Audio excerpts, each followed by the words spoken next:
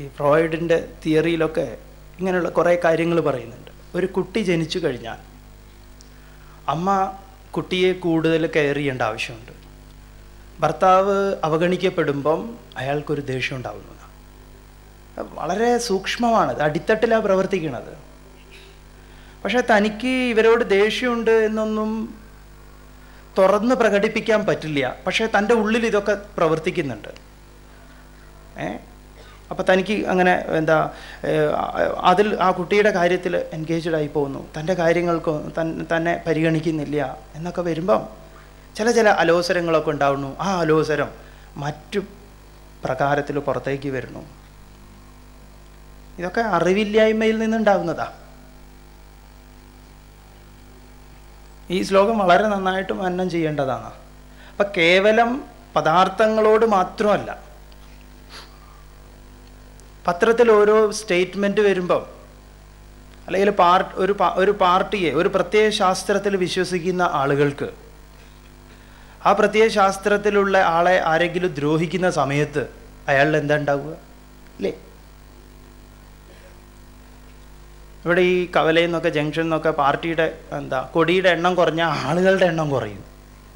എന്തുകൊണ്ടാണ്? അവരിലുണ്ടാവുന്നു. അവരുടെ ആഗ്രഹങ്ങൾക്ക് തടസ്സം നിൽക്കുന്നവരെ ഇല്ലായ്മ ചെയ്യാനുള്ള ശ്രമം ഉണ്ടാവും, ക്രോധം ഉണ്ടാവും. എല്ലായിടത്തും ഉണ്ടത്. അപ്പം ഈ നമ്മൾ എന്താണോ ധ്യാനിച്ചിട്ടുള്ളത്,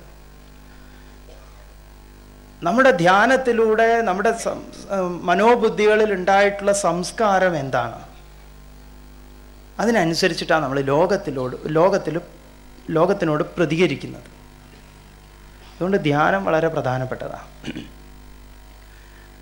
അതുകൊണ്ട് ഗുരുദേവ് പറയുക, ഒരു സംഭവം, ഒരു ബലാത്സംഗമാവട്ടെ, ഒരു കൊലപാതകമാവട്ടെ, ഒരു മോഷണമാവട്ടെ, ഇന്ന് നടക്കണമെങ്കിൽ അത് ഇന്നല്ല നടന്നത് എന്നാ. വളരെ നേരത്തെ നടന്നിട്ടുണ്ട്, ഉള്ളിൽ വളരെ നന്നായി നടന്നിട്ടുണ്ട്. സാഹചര്യം അങ്ങോട്ട് കിട്ടുകയേ വേണ്ടു. ഒരിക്കലും സാഹചര്യം മനുഷ്യനെ കുറ്റക്കാരനാക്കുന്നില്ല എന്നാണ് വേദാന്തത്തിന് അതാ പറയാനുള്ളത്. ഒരു സാഹചര്യവും മനുഷ്യനെ കുറ്റക്കാരനാക്കില്ല. വെറുതെ പറയാം. നമ്മൾ പറയും സാഹചര്യങ്ങൾ ഇട്ട് കൊടുക്കരുത്, സാഹചര്യമാണ് അവനെ വഷളാക്കിയത്. അല്ല, അവനെ ധ്യാനമാണ് വഷളാക്കിയത്. എന്ത് ധ്യാനം? ഈ ധ്യാനം. ഇത് പലപ്പോഴായിട്ട് ധ്യാനിച്ചു വെച്ചിട്ടുണ്ട്. ഇങ്ങനെ ഒരു അവസരം കിട്ടിയാൽ ഞാൻ മുതലാക്കുന്നു. ഇങ്ങനെ ഒരു അവസരം എന്നെങ്കിലും എനിക്ക് ജീവിതത്തിൽ കിട്ടിയാൽ ആ അവസരത്തെ ഞാൻ ഉപയോഗിക്കും എന്ന് ഉറപ്പിച്ചു വെച്ചിട്ടുണ്ട്. അല്ലാതെ പെട്ടെന്നല്ല, പെട്ടെന്ന് അങ്ങനെ ഒന്നും സംഭവിക്കില്ല.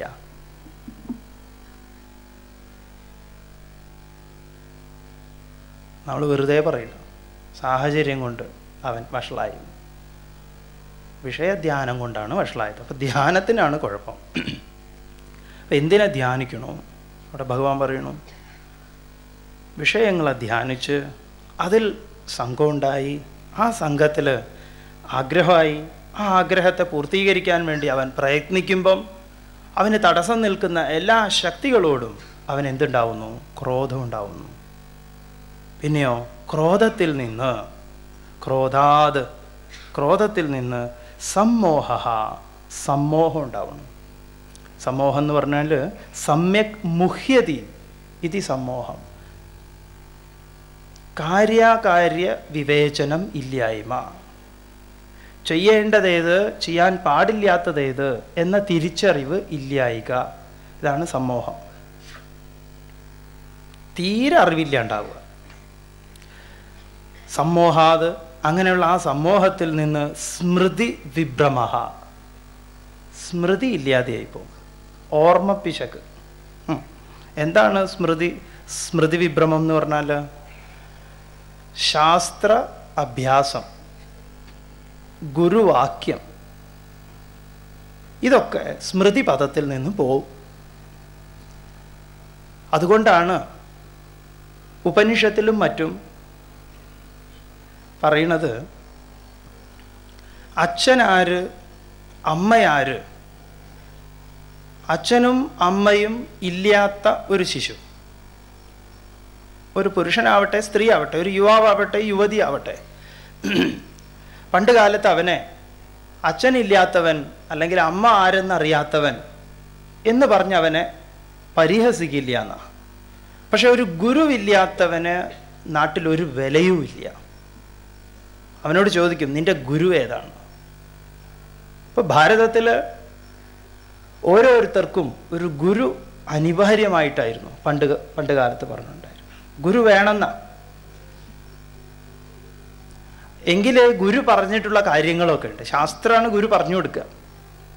ഇതൊക്കെ അവന് ചെറുപ്പത്തിൽ കുറേ കാര്യങ്ങൾ പറഞ്ഞു കൊടുത്തിട്ടുണ്ടാവും. അപ്പൊ ഗുരു എന്ന് പറഞ്ഞു കഴിഞ്ഞാൽ അച്ഛനും അമ്മയ്ക്കും ഗുരു ആവേ. അത് ഈ താടി കാഷായക്കാർ വേണമെന്ന് നിർബന്ധമൊന്നുമില്ല. അമ്മയുടെ അച്ഛൻ്റെ ആ സാന്നിധ്യം ഗുരു സാന്നിധ്യമാവാം. ഗുരു എന്ന് പറഞ്ഞാൽ അന്ധകാരത്തെ ഇല്ലാതെയാക്കി ജ്ഞാനത്തെ പ്രദാനം ചെയ്യുന്നവനേ അർത്ഥമുള്ളൂ. അപ്പം ആ ഗുരുവിൻ്റെ സാന്നിധ്യത്തിൽ, സാമീപ്യത്തിൽ അവൻ എന്തൊക്കെ കിട്ടിയിട്ടുണ്ടായിരുന്നോ അതൊക്കെ മറന്നുപോകും. കിട്ടാത്തവരുടെ കാര്യം ആലോചിച്ച് നോക്കൂ. കിട്ടിയവന് മറക്കുമെങ്കിൽ കിട്ടാത്തവൻ്റെ സ്ഥിതി എന്തായിരിക്കും? അങ്ങനെ ഒരു സംഭവം തന്നെ ഉണ്ടാവില്ല. അതിൻ്റെ ആ ഗൗരവം മനസ്സിലാക്കുന്നുണ്ടോ നിങ്ങൾ? ആ ഗുരുവിൻ്റെ മഹത്വം എന്ന് പറഞ്ഞാൽ അത് അത്രയും കേമാണ്. മാ ആനന്ദമയി കേട്ടിട്ടുണ്ടോ നിങ്ങൾ? നോർത്തിലെ അമൃതാനന്ദമയി അമ്മയല്ല, മാ ആനന്ദമയി. ഇപ്പം ഇല്ല. നാമസങ്കീർത്തനങ്ങളൊക്കെയാണ് അവരുടെ പ്രധാന ഇത്. ഈ അമ്മ ഒരു ഗൃഹസ്ഥയായിരുന്നു. അദ്ദേഹം, ഈ അമ്മയുടെ ഭർത്താവ്, കോടതിയിൽ എന്തോ ഒരു വ്യവഹാരമുള്ള ആളാണ്. കോടതിയിൽ എന്തോ ജോലിയാണ്. വളരെ പ്രായമായിട്ട് 50 or 60 വയസ്സെന്തോ ആയിട്ടാണ് ഈ അമ്മ ഒരു ദിവസം ഇദ്ദേഹത്തിനോട് പറഞ്ഞത്.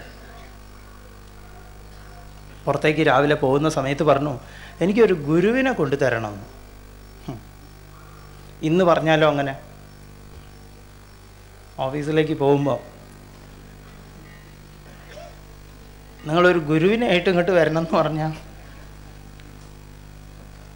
പക്ഷെ ഇത് വളരെ ആത്മാർത്ഥമായിട്ടാണ് ആ അമ്മ ആവശ്യപ്പെട്ട്, എനിക്കൊരു ഗുരുവിനെ കൊണ്ടുതരണം. അവർക്ക് ഗുരുവിൻ്റെ ആവശ്യമുണ്ടെന്ന് തോന്നി, എന്തൊക്കെയോ അറിയണമെന്ന് തോന്നി. അദ്ദേഹം വളരെ താത്പര്യത്തോടു കൂടിയിട്ട് ആ ഒരു ഭാര്യ ഭർത്താവിനോട് പറയണു. ഇങ്ങനെ പറയണം എങ്കിൽ അവർ തമ്മിലുള്ള റിലേഷൻഷിപ്പ് ഒന്ന് ആലോചിച്ച് നോക്കണം. ഇനി അദ്ദേഹം ഒരു ഗുരുവിനെ അന്വേഷിക്കുന്ന അദ്ദേഹത്തിൻ്റെ മാനസികാവസ്ഥ, ഇതൊക്കെ നമുക്ക് മനനം ചെയ്യാവുന്നതാണ്. അവസാനം അദ്ദേഹം എവിടുന്നോ തപ്പിപ്പിടിച്ച് ഒരാളെ കൊണ്ടുവരുന്നുണ്ട്. ഈ അമ്മ കാത്തിരിക്കുക. അവസാനം കൊണ്ടുവന്നു എന്നാ. വളരെ പ്രായമായിട്ടുള്ളൊരു മഹാത്മാവ്. അവിടെ ഒന്നാമത്തെ ദിവസം ആ വന്ന് രാത്രിയാണ്. പാദപൂജയൊക്കെ ചെയ്തു. അദ്ദേഹത്തിന് വിരിക്കാനും കിടക്കാനൊക്കെ ഉള്ളത് വിരിച്ചു കൊടുത്തു, ഭക്ഷണമൊക്കെ കൊടുത്തു. ഒരു ചെറിയ ഒരു പരിചയപ്പെടൽ. അദ്ദേഹത്തിനോട് വിശ്രമിച്ചോളാൻ പറഞ്ഞു. അദ്ദേഹം ശരി, നാളെ രാവിലെ കാണാം എന്ന് പറഞ്ഞു. കഴിഞ്ഞു. പിറ്റേന്ന് രാവിലെ ഇവർ ഇതുപോലെ വളരെ നേരത്തെ എഴുന്നേറ്റു. ഈ അമ്മ വളരെ വലിയ എന്തെന്നില്ലാത്ത ആനന്ദത്തിൽ, ആരെയോ കിട്ടിയ പോലെ ആനന്ദത്തിൽ ഈ ഗുരുവിൻ്റെ സമീപത്തിരുന്നിട്ട് ആ ഒരു ദിവസം കുറച്ച് കാര്യങ്ങളൊക്കെ പഠിച്ചു എന്നാണ്. യോഗവാസിഷ്ടം, ഇതുപോലെ 1-2 സൂത്രങ്ങളൊക്കെ ഗുരുവിൽ നിന്ന് കേട്ടു. അന്നത്തെ ദിവസം വളരെ സന്തോഷമായി കഴിഞ്ഞു. പിറ്റേ ദിവസം രാവിലെ നോക്കുമ്പോൾ ഗുരു സമാധിയായി. ഗുരു ഇല്ല. നമുക്ക് എന്തെന്നില്ലാത്ത വിഷമമെന്നാ.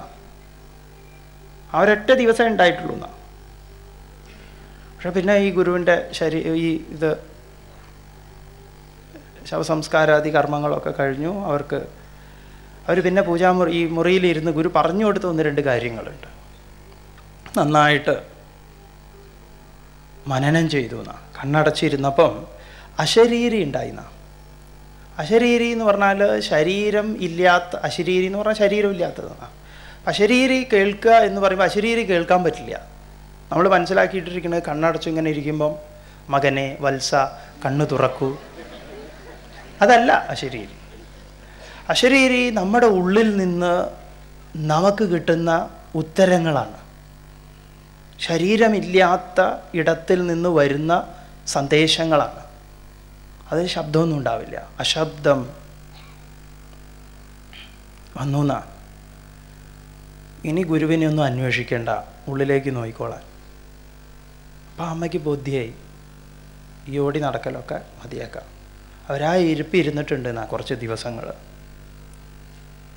അവർക്ക് കാര്യം വെളിപ്പെട്ടു. മാത്രമല്ല വലിയൊരു ഗ്രൂപ്പ് ആളുകളെ, ഇപ്പോഴും അവർക്ക് ഒരുപാട് ഡിവോട്ടീസ് ഉണ്ട്. ഇപ്പം അവരില്ല, എന്നാലും ആ ഒരു ഇതിൽ എത്രയോ പേരെ അവർക്ക് ഈ ഒരു വിചാരത്തിലേക്ക് അവർക്ക് നയിക്കാൻ സാധിച്ചു. ഗുരുവിൻ്റെ ഒരു നേരത്തെ ഒരു ദിവസത്തെ സത്സംഗത്തിൻ്റെ മഹത്വമാണ്. അപ്പോൾ പണ്ട് ഭാരതത്തിൽ ഓരോരുത്തർക്കും ഗുരു നിർബന്ധമായിട്ടുള്ള അനിവാര്യമായിട്ടുള്ളതാണ്. ചോദിക്കുക നിൻ്റെ ഗുരു ആരാണെന്നാ ചോദിക്കുക. അപ്പോൾ ഇവിടെ സ്മൃതി വിഭ്രമം എന്ന് പറഞ്ഞാൽ ഗുരു പറഞ്ഞു കൊടുത്തതും ശാസ്ത്രം കേട്ടിട്ടുള്ളതും താൻ ആര് എന്നുള്ളതൊക്കെ അങ്ങോട്ട് മറന്നു പോകും. അതുകൊണ്ടാണ് പണ്ട് കാലത്തൊക്കെ എന്ന് പറഞ്ഞാൽ ഒരു 10-25 വർഷം 20 വർഷം 25-30 വർഷത്തിൻ്റെ പഴക്കമാണ് സ്വാമി പറയുന്നത്. 20 വർഷം 25 വർഷമൊക്കെ മുമ്പ് നമ്മുടെ വീടുകളിലൊക്കെ കല്യാണമൊക്കെ ഉണ്ടാവുമ്പോൾ കല്യാണത്തിൻ്റെ തലേന്ന് വീട്ടിലൊക്കെ എല്ലാവരും വളരെ രാത്രി ഉറങ്ങുമൊന്നുമില്ല. ഒരുപാട് ദൂരെ നിന്നൊക്കെ ആളുകളൊക്കെ വന്നു. കല്യാണത്തിൻ്റെ ഭക്ഷണം ഉണ്ടാക്കുന്ന വട്ടങ്ങളും അതും ഇതൊക്കെ ആയിരിക്കും. അപ്പോൾ ആ കല്യാണ വീട്ടിൽ നടന്നിരുന്ന പ്രധാന ചർച്ച ഒന്നുകിൽ രാമായണം, അല്ലെങ്കിൽ മഹാഭാരതം, ഭാഗവതം, ഇതൊക്കെ ആയിരിക്കും. കുട്ടികളുണ്ടെങ്കിൽ ഇവിടെ വായിക്കാൻ പറയും ദശമസ്കന്ധം, അല്ലെങ്കിൽ അത് രാമായണത്തിൽ ജടായു സംവാദം, ഇങ്ങനെ എന്തെങ്കിലുമൊക്കെ വായിക്കാൻ പറയും. അങ്ങനെ അങ്ങനെ ഇരുന്ന് വലിയ കാരണവന്മാരൊക്കെ ഇരുന്ന് വലിയ ചർച്ചയാണ്. ഇത് ഈ കുട്ടികൾക്ക് ഇങ്ങനെ കിട്ടും. ഇത് പണ്ടുണ്ടായിരുന്നു, നിങ്ങൾക്കറിയാലോ അല്ലേ? സ്വാമി പറയണ ഇല്ലാത്ത കാര്യം ആണോ? എന്നാൽ ഇന്ന് നിങ്ങൾ കല്യാണം വിട്ടു പോയി നോക്കൂ അല്ലേ? ഇതാണ് ഇന്ന് അവിടെ നടക്കുന്നത്. അമ്മാവനും മരുമകനും അല്ലെങ്കിൽ വല്യച്ഛനും മക്കളും ഒക്കെ ഇതാണ് കളി. എവിടെയൊക്കെയാണോ ഇത് കൈമാറേണ്ടിയിരുന്നത്, ഈ കളി മോശമാണെന്ന് സ്വാമി പറയല്ല, പക്ഷെ ഈ തന്നെ മനസ്സിലാക്കി കൊടുക്കുന്ന കല, ആ സ്മൃതി ഉണർത്തുന്ന സാഹചര്യങ്ങൾ സമൂഹത്തിൽ നിന്ന് നഷ്ടപ്പെട്ടുകൊണ്ടിരിക്കുക. അതുകൊണ്ട് അശാന്തി ഉണ്ടാവുന്നുണ്ട്. അപ്പം സ്മൃതി എവിടെയെങ്കിലുമൊക്കെ വെച്ചിട്ട് അത് കേട്ടിരുന്നെങ്കിൽ സ്മൃതിപഥത്തിൽ ഉണ്ടാവും. അതിവിടെ പാടെ നഷ്ടപ്പെടുന്നു. സമോഹ കാര്യകാര്യ വിവേചനം നഷ്ടപ്പെട്ട് സ്മൃതിഭ്രംശം ഉണ്ടാവുന്നു, ഓർമ്മപ്പിശക് ഉണ്ടാവുന്നു, താൻ ആര് എന്ന് മറന്നു വന്നു.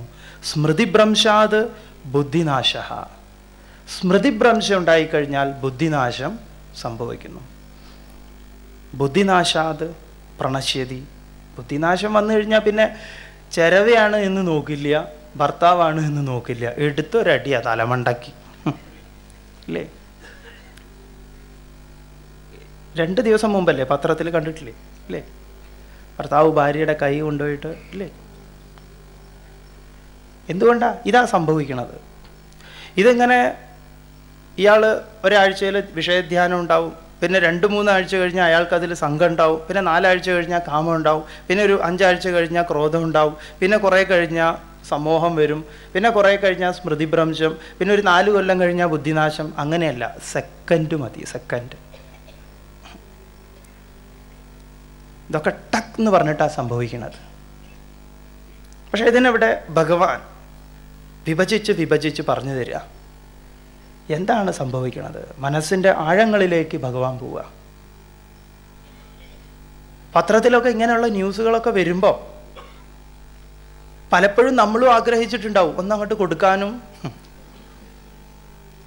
മനസ്സുകൊണ്ട് പലപ്പോഴും നമ്മൾ ഈ ക്രൂരകൃത്യങ്ങളൊക്കെ ചെയ്തിട്ടുണ്ടാവും. അത് ആവർത്തിച്ച് വരുമ്പോൾ അത് ഇന്ദ്രിയങ്ങളിലേക്ക്, കർമ്മേന്ദ്രിയങ്ങളിലേക്ക് അങ്ങോട്ട് വ്യാപരിക്കുകയായി. പിന്നെ ആർക്കും തടുക്കാൻ പറ്റില്ല. ബുദ്ധിനാശം സംഭവിക്കുന്നു പറയാം. ഇതാണ് വ്യക്തിയുടെ നാശം. ഇത് തന്നെയാണ് സമൂഹത്തിൻ്റെ നാശം. ഇത് തന്നെയാണ് ഈ ഒരു ഗ്രൂപ്പ് ഗ്രൂപ്പിനെയൊക്കെ വഴിതെറ്റിക്കാൻ പറ്റുന്നത് ഇങ്ങനെയാണ്. ആദ്യം തന്നെ ധ്യാനിപ്പിച്ചു കൊടുക്കും. അതല്ലേ ഈ സമ്മേളനങ്ങളൊക്കെ കഴിഞ്ഞു പോകുമ്പം, ഒരു പാർട്ടിയുടെ സമ്മേളനം കഴിഞ്ഞു പോകുമ്പം എതിർ പാർട്ടി ഓഫീസ് കാണുമ്പം അവരെങ്ങനെയാണ് പ്രതികരിക്കുന്നത് അല്ലേ? പലപ്പോഴും സമ്മേളനങ്ങൾ കഴിഞ്ഞു പോകുമ്പോഴാണ് അക്രമങ്ങൾ കാണാറ്. ആ ജീപ്പിനെ തട്ടിയിട്ട് അങ്ങനെ ചെയ്തു, ഇവിടെ പാർട്ടി ഓഫീസ് അങ്ങനെ ചെയ്തു, ഇങ്ങനെ ചെയ്തു. കാരണം ഈ വിഷയധ്യാനം നന്നായിട്ട് നടന്നിട്ടുണ്ട് ഉള്ളിൽ, പെട്ടെന്നൊന്നുമല്ല. അതുകൊണ്ട് സ്വാമിജി ഗുരുദേവ് പറയും, നമ്മുടെയൊക്കെ ശരീരം എന്ന് പറഞ്ഞാൽ ഒരു വലിയൊരു സ്ഥാപനമാണ്, ഒരു പ്രസ്ഥാനമാണ്. ഈ പ്രസ്ഥാനത്തിനൊരു ബോസുണ്ട്, ഗുമസ്തനുമുണ്ട്. ഗുമസ്തനാണ് കാര്യങ്ങളൊക്കെ ശേഖരിക്കുക. ഗുമസ്തൻ്റെ കയ്യിൽ ഫയലുകളായിട്ട് ഇങ്ങനെ വരും, പല ഫയലുകൾ. മനസ്സാകുന്ന ഗുമസ്തൻ ഫയലുകൾ ഇങ്ങനെ കളക്ട് ചെയ്യും. പക്ഷേ ഈ ഗുമസ്തൻ എന്താ ചെയ്യുന്നതെന്നറിയോ? ബോസായിട്ട് ആലോചിക്കാത്ത തീരുമാനങ്ങൾ എടുക്കും. അപ്പോൾ പിന്നെ ആ സ്ഥാപനത്തിൻ്റെ സ്ഥിതി എന്താണെന്നാണ് ചോദിക്കണം. ബോസ് ഒരു ഫയലും കാണില്ല, ഗുമസ്തൻ തന്നെയാണ് ഏത് ഫയലിനും തീരുമാനം എടുക്കുന്നത്. വരുന്ന ഉടനെ അയാൾ സൈൻ ചെയ്തിട്ട് വിട്ടുകൊടുക്കും. ഇദ്ദേഹം ഒന്നും അറിയില്ല. അതാണ് ഇവിടെ സംഭവിക്കുക എന്ന് പറയാം. വിഷയങ്ങൾ വരുമ്പം അതിനെ ധ്യാനിച്ച് ആരാണ് അതിൽ തീരുമാനം എടുക്കേണ്ടത്? വേണ്ട ആൾ തീരുമാനം എടുത്തിട്ടില്ലെങ്കിൽ സംഭവിക്കുന്നത് ഇതാണ്, മുഴുവൻ ലോകത്തിൻ്റെയും നാശം. ഇവരിങ്ങനെ ധ്യാനിക്കാൻ പഠിപ്പിച്ചു കഴിഞ്ഞാൽ മറ്റുള്ളവരും അങ്ങനെ പഠിപ്പിച്ചു കൊടുക്കും. ഹിറ്റ്ലർ അന്നത്തെ ജനതയെ മുഴുവൻ പഠിപ്പിച്ചു കൊടുത്തത് എന്താ? ചരിത്രം എടുത്ത് നോക്കൂ, കാണാം. അദ്ദേഹം മുഴുവൻ ആളുകൾക്കും എന്ത് വിഷമാണ് കുത്തിവെച്ചത് ആവർത്തിച്ച് ഇത് തന്നെ പറഞ്ഞു കൊടുക്കും. നിങ്ങളുടെ ശത്രുക്കൾ ആരാണ്? ധ്യായതോ വിഷയാൻ പുംസഃ സംഘസ്തേഷു ഉപജായത്തെ സംഘാത് സംജായത്തെ കാമഃ കാമാത് ക്രോധോഭിജായത്തെ ക്രോധാത് ഭവതി സമ്മോഹഃ സമ്മോഹാത് സ്മൃതിഭ്രംശഃ സ്മൃതിഭ്രംശാത് ബുദ്ധിനാശഃ ബുദ്ധിനാശാത് പ്രണശ്യതി. അർജുന, ഇത് സംഭവിക്കാതെ നോക്കണം എന്ന് പറയാം. തുടർന്ന് ഭഗവാൻ പറയുന്നു, രാഗദ്വേഷവിയുക്തൈസ്തു വിഷയാനിന്ദ്രിയൈശ്ചരൻ ആത്മവശ്യൈർവിധേയാത്മാ പ്രസാദമധിഗച്ഛതി. രാഗദ്വേഷവിയുക്തൈഃ തു വിഷയാൻ ഇന്ദ്രിയൈഃ ചരൻ ആത്മവശ്യൈഃ വിധേയാത്മാ പ്രസാദം അധിഗച്ഛതി. ഭഗവാൻ പറയുന്നു, വിധേയാത്മാ, മനസ്സ് വശപ്പെട്ടിട്ടുള്ള ഒരാൾക്ക്, അയാളുടെ ദാസനാണ് മനസ്സ്. മനസ്സിൻ്റെ ദാസൻ നമ്മളാവാൻ പാടില്ല. അതുകൊണ്ടാണ് ഈ രാമദാസൻ എന്നൊക്കെ പേരിടുന്നത്. പക്ഷെ നമ്മളിപ്പോൾ നേരെ തിരിച്ചാണ് ആൾ. അയാളുടെ ദാസനാണ് നമ്മൾ. നമ്മളുടെ ദാസനായിരിക്കണം ആര്? മനസ്സ്.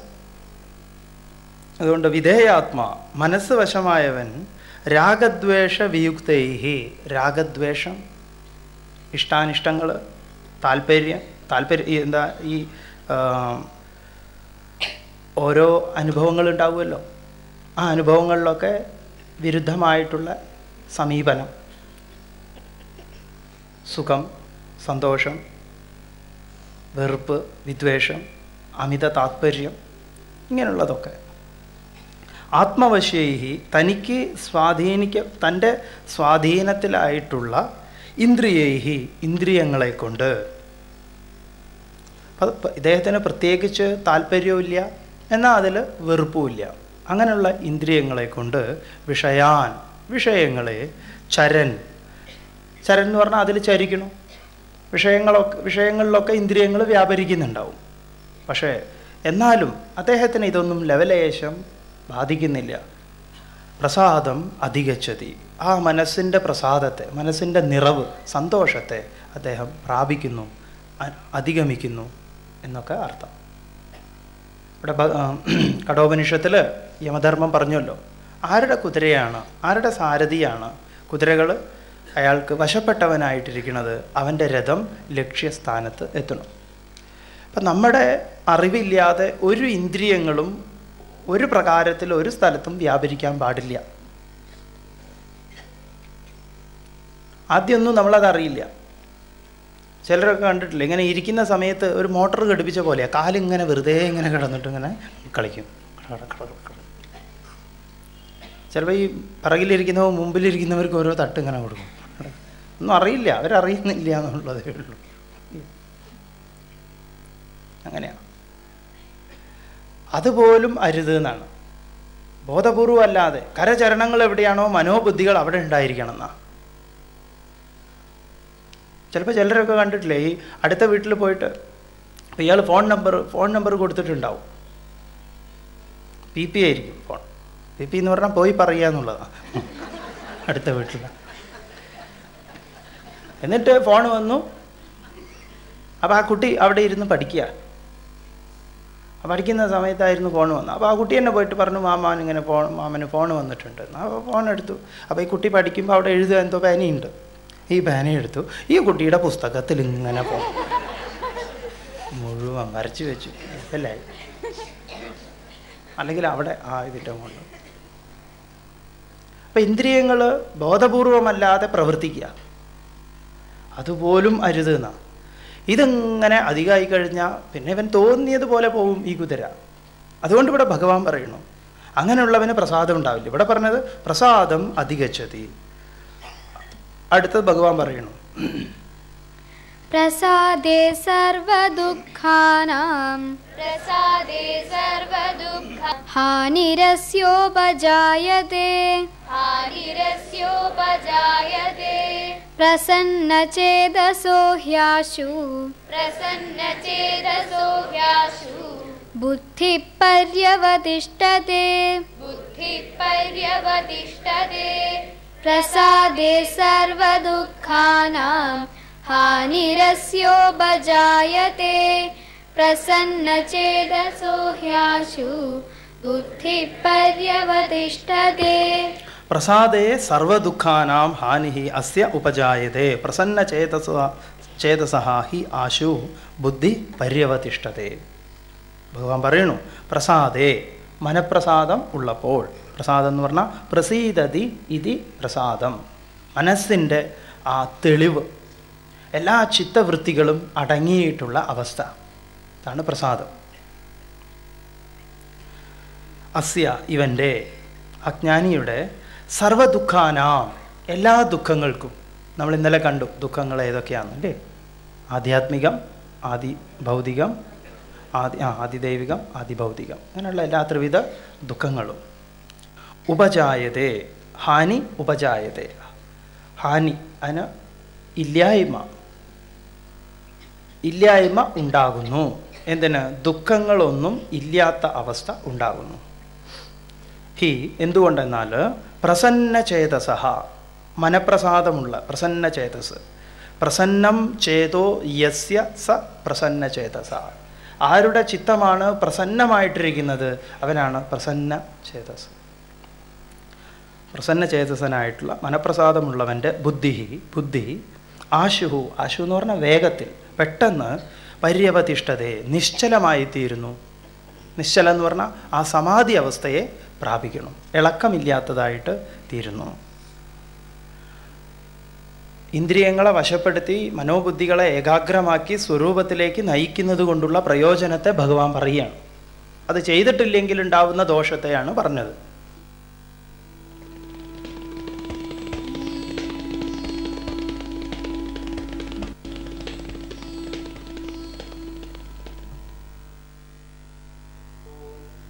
പൂർണ്ണമദഃ പൂർണ്ണമിദം പൂർണ്ണാത് പൂർണ്ണമുദച്യതേ പൂർണ്ണസ്യ പൂർണ്ണമാദായ പൂർണ്ണമേവാവശിഷ്യതേ.